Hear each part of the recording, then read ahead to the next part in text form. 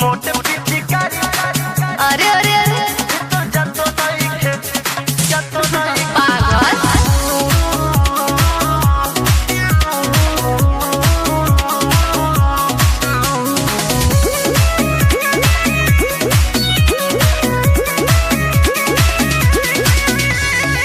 चोरी चोरी अइनी तोहरा से मिले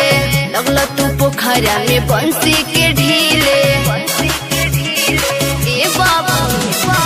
चोरी चोरी अइनी तोहरा से मिले लगल तू पोखरा में बंसी के ढीले कैसे ढील ताड़ो मजा देत नइखे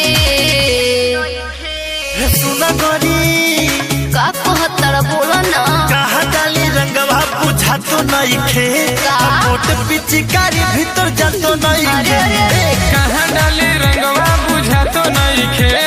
मोट पिचकारी भीतर जा तो नहीं खे पागल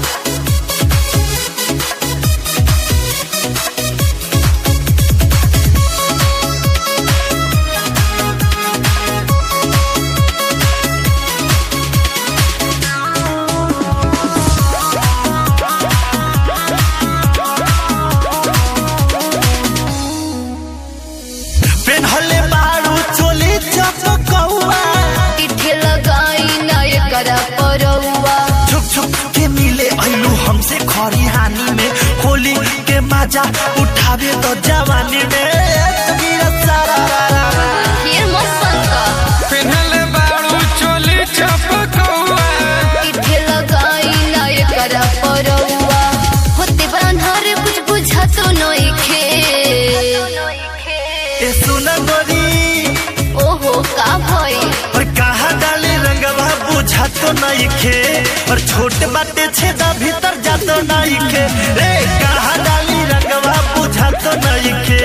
और छोट बाटे छेदा भीतर जातो नहीं खे ना भगला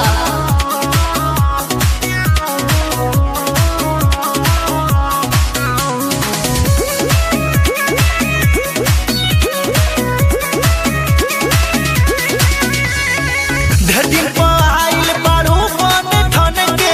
किस बारे बोलू ई तोहरा रहन पे जाके विकासवा लेड़ लेके आई